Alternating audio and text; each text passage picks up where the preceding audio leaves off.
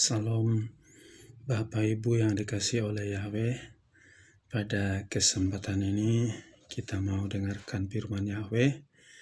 Namun sebelumnya kita berdoa terlebih dahulu.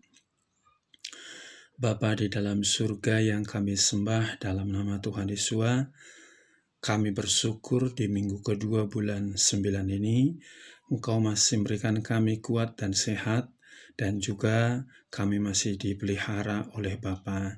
Saat ini kami mendengarkan firman-Mu, Roh Kudus urapi kami, agar kami mengerti dan kami dikuatkan lewat firman-Mu. Kami sambut firman-Mu dalam nama Tuhan Yesus akan berdoa, haleluya, amin. Pada minggu kedua bulan 9 ini saya akan membawakan firman yang terambil dari Galatia pasal 5 ayat yang pertama yang berbunyi demikian. Oleh karena itu, berdirilah teguh di dalam kemerdekaan yang dengannya Hamasiah telah membebaskan kita, dan janganlah kamu dibebani lagi dengan kuk perhambaan. Sekali lagi, oleh karena itu berdirilah teguh di dalam kemerdekaan yang dengannya Hamasiah telah membebaskan kita, dan janganlah kamu dibebani lagi dengan kuk perhambaan. Situasi akhir-akhir ini, keadaan di dunia semakin hari semakin menakutkan, mencemaskan, menggelisahkan. Dan tidak sedikit orang juga mulai stres menghadapi keadaan ini. Namun, kita sebagai anak-anak Tuhan atau anak daripada Bapa di surga, kita harus memiliki perbedaan dengan yang bukan anak Tuhan. Hari ini saya berikan temanya, yaitu biarlah rohmu benar-benar merdeka. Sekali lagi, biarlah rohmu benar-benar merdeka. Bicara tentang roh itu adalah suasana hati. Ada banyak orang sekarang secara fisik tubuh dia bebas ke sana kemari, tetapi secara roh dia terus ketakutan, batinnya, hatinya gelisah, tidak ada ketenangan. Saya suka pakai istilah begini, ada banyak orang kesepian di tengah keramaian. Padahal di tengah orang ramai, dia kesepian karena hatinya yang bermasalah. Di dalam firman ini katakan, berdirilah teguh di dalam kemerdekaan. Jadi yang dimerdekakan dalam hidup kita secara utama adalah roh kita, batin kita. Maka kalau roh kita sudah benar merdeka, tentunya kita harus berbeda dengan orang-orang yang rohaninya belum dimerdekakan. Karena Tuhan Yesus sudah menebus kita di atas kayu salib, Dia menjamin keselamatan kita, Dia jamin hidup kekal, bahkan Dia berikan Roh Kudus kepada kita untuk memberikan kekuatan, kemenangan setiap hari. Maka seharusnya sebagai anak-anak Tuhan, kita memiliki roh yang benar-benar merdeka. Apapun situasinya, kita tetap hati yang tenang dan damai. Nah, pada kesempatan ini, di dalam Roma pasal yang ke-8, ayat yang ke-14 sampai 17, Roma pasal 8, ya, yang berbunyi demikian, ayat 14 sampai dengan 17. Sebab siapa saja yang dipimpin oleh roh Elohim, mereka adalah anak-anak Elohim. Sebab kamu tidak lagi menerima roh perbudakan sehingga menjadi takut, melainkan menerima roh adopsi sebagai anak, yang olehnya kita berseru, Aba Sang Bapa. Roh itu sendiri bersaksi bersama roh kita bahwa kita adalah anak-anak Elohim, dan karena anak-anak maka ahli waris juga, benar-benar ahli waris Elohim dan sesama pewaris dengan Hamasyah. Jika kita menderita bersama, maka kita juga dapat dimuliakan bersama. Ditegaskan di sini bahwa kita tidak menerima lagi roh perbudakan sehingga menjadi takut. Seperti saya katakan tadi, di zaman sekarang begitu banyak orang ketakutan menghadapi makan minum, persoalan besok lusa gimana, benar-benar ketakutan. Takut itu bukan di fisiknya, tapi di hatinya, di batinnya. Maka ditegaskan tadi bahwa biarlah rohmu benar-benar merdeka. Jangan sampai kita secara fisik bisa ke sana kemari, tapi secara batin terikat, terpenjara, kemana-mana takut, kemana-mana gelisah, sebab kita bukan menerima roh ketakutan tadi, sebab kita sudah dimerdekakan. Kalau dalam 2 Korintus pasal 3 ayat 17 dikatakan, di mana ada roh Tuhan, di situ ada kemerdekaan. Jadi yang membuat hati kita itu benar-benar merdeka adalah penebusan daripada Tuhan Yesus Hamasi di atas kayu salib. Yang kedua, ada Roh Kudus yang diberikan menjadi penolong bagi kita setiap saat. Itulah yang memerdekakan kita.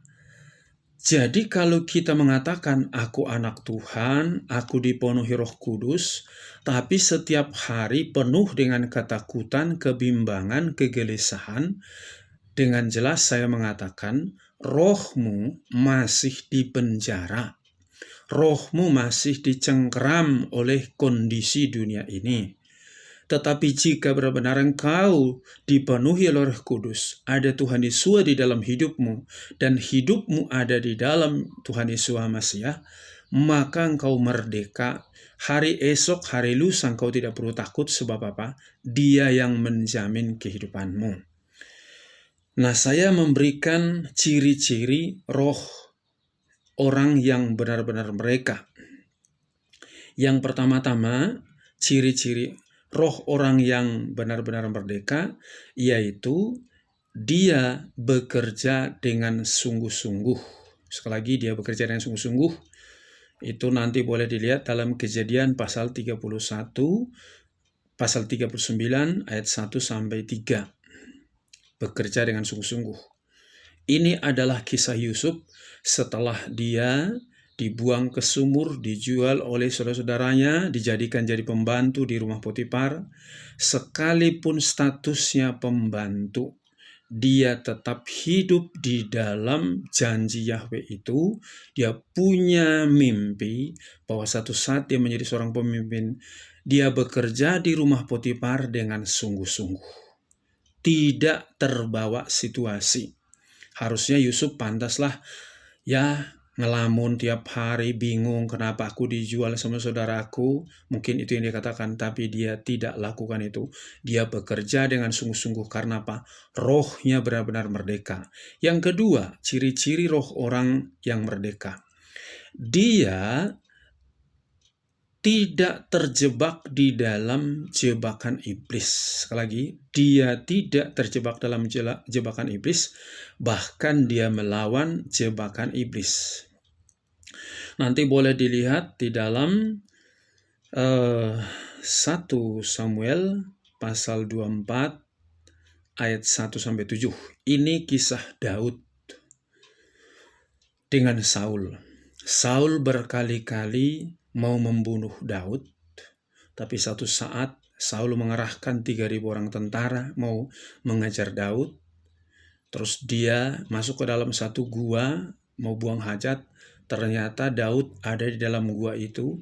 Kesempatan bagi Daud untuk membunuh Saul sangat-sangat tepat.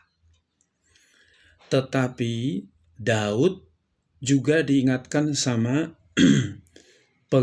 prajuritnya atau orang-orang bersama dengan dia, ini kesempatanmu Tuhan membunuh Saul. Tapi Daud berkata, aku tidak mau mengusik hamba Yahweh yang diurapi. Daud tidak melawan kejahatan dengan kejahatan, tapi justru dia melawan segala tipu muslihat daripada iblis. Dia tidak terjebak dalam jebakan iblis. Itu buktinya rohnya Daud benar-benar hidup.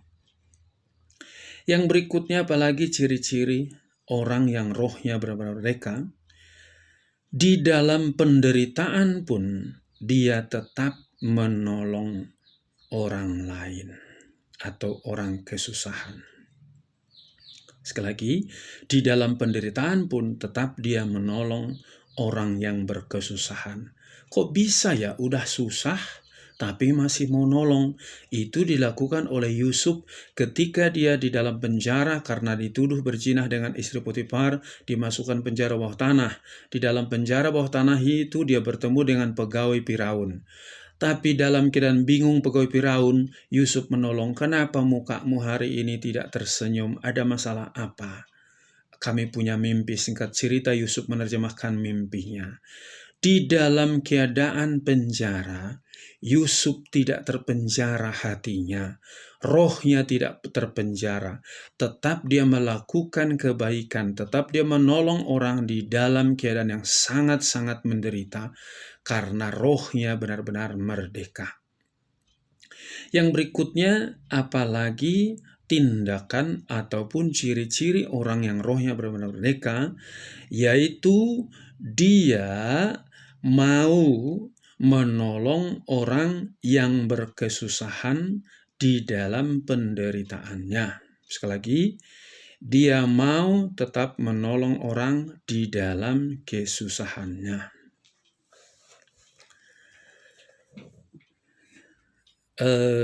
Kita tahu ketika Yusuf sudah berhasil menjadi orang yang berhasil di Mesir, menjadi orang penting, datang saudara-saudaranya minta makan ke sana, dan seharusnya Yusuf membalaskan kejahatan mereka dengan kejahatan saudara-saudaranya. Tetapi Yusuf balaskan kejahatan saudara-saudaranya dengan kebaikan. Kenapa Yusuf bisa melakukan itu? Karena rohnya benar-benar merdeka. Tidak menyimpan kepahitan, kekecewaan kepada saudara-saudaranya, tapi justru dia memberkati saudara-saudaranya karena Yusuf betul-betul dipimpin oleh roh Yahweh, tidak terbawa situasi. Jadi kita belajar dari sini, rohnya orang yang benar-benar merdeka bukan membalaskan kejahatan dengan kejahatan, tapi membalaskan kejahatan dengan kebaikan. Kita belajar dari kisah Yusuf ini. Yang berikutnya, apalagi ciri-ciri orang yang rohnya yang merdeka, yaitu lebih taat pada Yahweh daripada manusia. Nanti boleh dilihat Daniel pasal 3 ayat 14-18. Ini kisah Sadrak, Mesak, Abednego yang diancam mereka dibakar hidup-hidup kalau tidak menyembah patung. Tetapi Sadrak, Mesak, Abednego berkata, seandainya Yahweh sanggup menolong kami, kami tidak menyembah patung itu. Tapi seandainya pun Yahweh tidak menolong kami tidak akan menyembah patung itu. Dan betul mereka dimasukkan di dalam perapian yang menyala-nyala 7 kali panaskan. Kita lihat di sini ancaman nyawa akan mati atau dibunuh hidup, dibunuh dengan dibakar, itu tidak membuat Sadrak, Mesak, Abednego dengan takut, tetapi karena roh mereka betul-betul merdeka, kuasa daripada Yahweh itu lebih hebat daripada ketakutan mereka. Jadi pada saat ini, situasi sekarang ini, jangan lebih takut engkau menghadapi virus corona daripada menghadapi kuasa daripada Yahweh itu. Harusnya kalau roh Yahweh ada dalam dirimu, kau tenang, kau bebas daripada intimidasi daripada roh jahat. Kau tidak perlu takut kepada virus, tapi engkau perlu takut kepada Yahweh itu. Bukan takut kepada ancaman-ancaman itu, karena rohmu benar-benar merdeka. Yang terakhir, apa yang menjadi ciri-ciri orang yang rohnya benar-benar merdeka?